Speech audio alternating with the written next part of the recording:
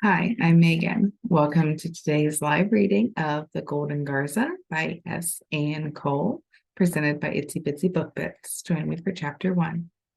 Chapter 1, Some Things Are Better Left Buried. Soleil. Los Angeles heat trumps New York City heat. It's the combination of dry and hot and cool all at once that seduces me. New York's heat is damp and miserable. Summers are suffocating, unbearable. Then comes winter, blisteringly cold. Every cell, every tissue, every vein in my body rejects the gelidity of winter. They rebel by setting my skin on fire, burning like hot coals from the inside out all through those wet, white months. New York is the city of my birth, where I live, where I thrive, but it's never felt like home. It's the oddest thing, to feel like a stranger in the place that created you, to feel as though you're always fighting to breathe, to belong. Then I'll visit LA, and my heart, mind, body will come alive, pulsing, whispering, "This is it. This is you. This is where you should be." Suitcase in tow, I walk out of the terminal and smile up at the rich blue sky. The glistening sun scorches my cheeks. Glorious. I'm here, Sonny. I whirl in the direction of her voice. Tilly Garza sprints along the pavement toward me with a sheet of paper in her hand, her long brown curls whipping behind her. My smile morphs into a grin, and I rush to her as fast as my suitcase allows. "I wanted to be early," she says as we crash into each other. Her arms lock tightly around me as mine do her. The traffic sucked ass. Oh my God, it feels so good to hug you, biatch. Vibrating with excitement, I squeeze the life out of her. After 13 months of not seeing each other in person, it feels good to hug her. "I love you, I love you." She breaks away and holds up the sheet of paper. "I wanted to be here on time so I could hold this up when you walked out." After reading the scribbled words, hot test, hottest piece of ass out of NYC, I burst out laughing. Well, I couldn't be more thankful to LA traffic for saving me the embarrassment of that sign. She giggles. "My God, it's so good to see you in the flesh." She gives me another quick, tight hug. "If I knew you'd be out so fast, I wouldn't have gone through all that parking mess. Hang tight, I'm going to bring the car around." She jogs off, crossing the pedestrian walk, and I can't stop smiling as I watch her go. Tilly Garza is not just my best friend, she's my only friend. Although we're flung in opposite directions across the states, we connect every day, multiple times a day, through lengthy phone calls, video calls, and text chats. We have a bond that's utterly resistant to time and distance, and seeing her now, hugging her, is like sipping hot cocoa on a cold winter night. "Quick change of plans," she says some 18 minutes later, once we're loaded up in her car and on the go. "We're going to have to stay at my brother's for 21 business days." That's an oddly specific time frame, I say with a laugh. "Why?" "You remember those antique side tables you helped me pick out when I first got the house? Apparently they were infested with boar beetles or powder beetles or whatever the hell. And now it has spread to my cabinets, floors, and other stuff in the house, leaving tiny holes and trails of powder everywhere. The house and furniture will be fumigated, and the damaged floors and kitchen cabinets will be sanded or replaced or something like that. I don't know. I only half listened to the dude from the company I hired, but whatever they're doing is going to take 21 business days." Oh, yikes, that sucks. I know, right? So annoying. "So, which of your brothers are we staying with again?" Please don't say Tripp. Please don't say Tripp. Please don't say Tripp. Tripp. Shit. Why him, though? He's so much farther out from downtown. Won't traffic be a pain? Didn't Trent and Drew recently move to Pasadena? Because Trent and Lexi have a newborn. If we stay there, we won't be getting any sleep. Drew's relationship is sort of new, but also sort of on the rocks, which means they're either fucking or fighting. They're exhausting to be around. Tor and Lyra's place is humongous enough that we can be there and never be seen and never see or hear them, but there still won't be any privacy with all the hidden security around. You won't see them, but you'll feel them. It's weird," she explains.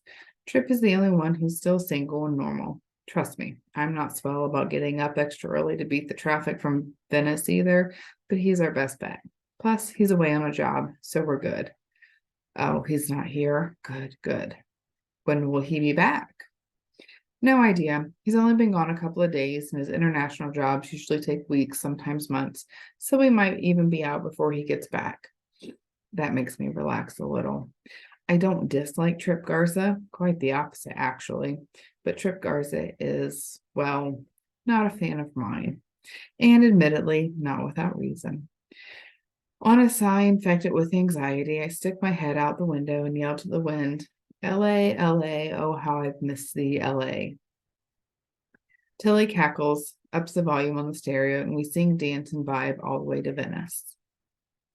Wow, he's made a lot of changes to the courtyard, I mutter as we haul my luggage through Tripp's front yard. The handful of times Tilly dragged me here, either for a family gathering or a quick visit, this courtyard was as far as I got. The last time I was here was around 2 years ago. It was nice then, but it's stunning now. More upscale, gorgeous landscaping, lush green plants, fancy outdoor lighting, luxury seating, a cabana, and even a marble paved fire pit. He's always remodeling, Tilly says as she stops outside the front door to key us in. It'll probably have an entirely different look the next time you visit. Tripp's house is a 3-bedroom, 2-story contemporary style house. I've spent more time than I wish to admit wondering what it's like inside his head, so I'm anxious to be inside his house, in his space where he lives, breathes, sleeps. By the time Tilly clears the alarm and walks in, I'm all but dancing with anticipation, but do my best to act normal and not like an obsessed weirdo as I trail her through the clean, ultra-contemporary space and up the stairs. The entire house smells like sea breeze and fresh laundry. There's a bunch of crap piled up in the other guest bedroom downstairs, so for the time being, you'll have to stay in his bedroom up here. Tilly informs me as she stops outside the door at the top of the short hall. I'm taking the other room at the end of the hall. What? Say what now? I'm not sleeping on the bed where my brother has sex. It's gross. Then why should I sleep in it? You're like a sister to me, which makes him like a brother to me too. She rolls her eyes. Tilly, your brother can barely stand me. He wouldn't want me in his room. All the more reason to go in there. She shoos me. Go on, dig around and find something to blackmail him with. Be nice to me or else. She turns and heads down the hall. I'm going to fix us something to eat. Have fun snooping. Oh, dear God, I groan under my breath. Tilly has no clue that I've had a crush on her brother since the first time she introduced me to him. How awkward it would be to confess that, like, hey, you're my bestie and all, but I have fantasy of sitting on your brother's face. Have you ever accidentally seen his dick? How big is it? I stare at the door in front of me. It's not that I don't want to sleep in Tripp's room. Inside, I'm itching to bust through his door and rub his sheets and clothes all over my skin. But knowing how I feel about him, how curious I am about him, it feels wrong, like an utter and complete invasion of privacy, because I won't be able to stop myself from looking in places I shouldn't, touching things I shouldn't, like I'd done that night in Costa Rica. He was passed out on the pool deck, and I was tipsy, even though I wasn't alcohol legal. He looked so beautiful, so insolent, so tempting. He looked like mine. After ensuring no one was around, I'd crouched down and quietly, wrongly, lowered my mouth toward his. My lips were a hair's breadth away when his golden eyes snapped open and he stopped me with his hand around my throat and shoved me back. He steered clear of me since, as if I was some kind of predator. Hell, maybe I am. But it's been 6 years and he's yet to rat me out to Tilly, so I should show my gratitude by giving him a wide berth as well. I did wrong. I attempted to violate him, to take something he wasn't offering, and now I'm about to do it all over again. With a wince, I turn the doorknob and walk in. I'm expecting it to be dark and masculine like he is, but it isn't. It's large and airy with white and teal green accents, wide windows that allow an abundance of natural light. From the double glass doors that lead out to the balcony, I can see splashes of purple and orange across the sky as the sun slowly sets, and farther beyond is a peak of the blue horizon. The view from here is nice. What a room to wake up in, to leave the balcony doors open and let the cool evening breeze flow in.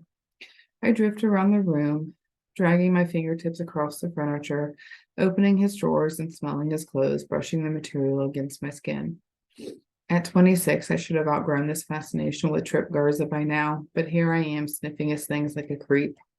Get a grip, Soleil, grow up. Shaking it off, I park my suitcase in the walk-in closet, then take a shower in the ensuite bathroom, get dressed, and head downstairs. Tilly's in the kitchen making tacos. I didn't snoop, I state as I hoist onto a bar stool at the island. Her scoff is disbelieving. I'll allow you to have your secrets since you've allowed me to have mine about X. Ah, X, the faceless on again, off again boyfriend. She's been in a secret, sort of, kind of, maybe relationship for the past 6 years. Or is it 7? I've lost track. Although I know a lot of details about the relationship, since I'm the one she gushes or cries to about him, I have no clue who the mystery man is. At first, I was worried she was having an affair with a married man, but she's sworn that's not the case, and I believe her. My girl's a bombshell. She's not that desperate or treacherous. How long do you intend on keeping this sort of, kind of, maybe relationship a secret?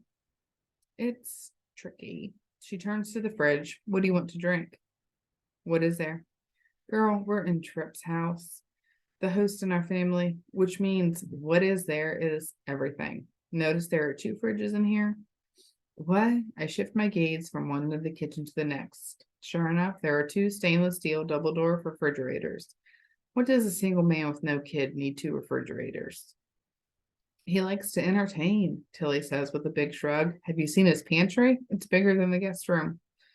Your family never fails to surprise me, I mutter with a laugh. I'll have a coconut water then.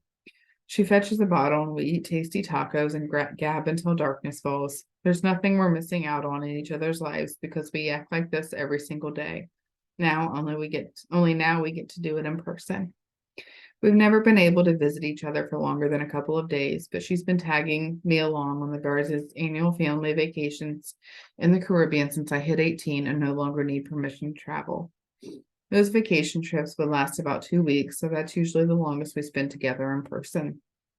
After we're stuffed with tacos and tipsy on some pretty blue alcoholic beverage we found, Tilly sobers and places her hand over mine on the counter. Babe, are you sure you want to go ahead with this? I know that finding out what you did must be confusing, but you're at a solid place in your life right now. You're your own boss. Your channel is booming. Got your own collection with Joy Fit. Concern clouds her amber eyes as she sighs and continues. As the sister of a bunch of macho men who make a living finding and unearthing truths, from what I've seen, nothing good ever comes from digging up the past. I strongly believe some things are better left buried. I have to consider letting sleeping dogs lie, long and hard, but what was confusing to me at first soon became relief. Relief because for so long I felt like I didn't know or understand me, like I was a lost soul trapped in someone else's body, living someone else's life. And now I understand why. I have to do this, T.